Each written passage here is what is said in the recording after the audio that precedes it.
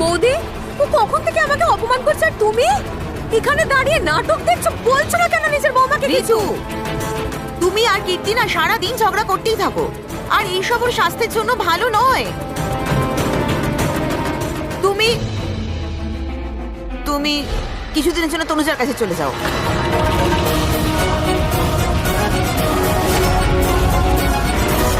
ভাগ্যরেখা ধারাবাহিকের 134 নম্বর পর্বটি কবে আসতে চলেছে, আর কি করলে আপনি ভাগ্যরেখা নাটকের 134 নম্বর পর্বটি সবার আগে দেখতে পারবেন, আর কি কি ঘটতে চলেছে 134 নম্বর পর্বে সম্পূর্ণ জানিয়ে দিব আজকের এই ভিডিওর মাধ্যমে।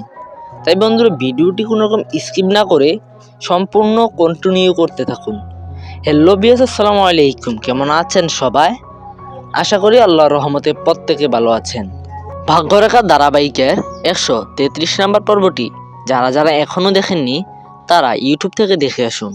আর তাই আপনারা আগ্রহ নিয়ে বসে আছেন 34 নম্বর পর্বে কি ঘটবে। 34 নম্বর পর্বে দেখা যাবে শ্রদ্ধা ও অভয়ের সম্পর্ক নতুন মোড় নেবে, আর অভয় তার পূর্বের সকল দুর্ব্যবহারের জন্য শ্রদ্ধার কাছে ক্ষমা চাইবে। তো তা সম্পূর্ণ দেখতে পারবেন 34 নম্বর পর্বে।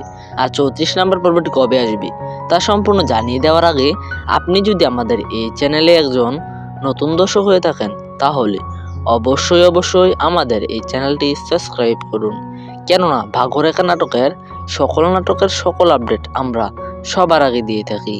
তো বন্ধুরা, ভাগ্যরেখা নাটকের 134 নম্বর পর্বটি আপনারা আগামী 4 দিনের মধ্যে শ্রীময়ী বেঙ্গলু ইউটিউব চ্যানেলে দেখতে পারবেন। আর কোন কোন নাটকের আপডেট খবর পেতে চান তা অবশ্যই কমেন্টে জানাতে ভুলবেন না।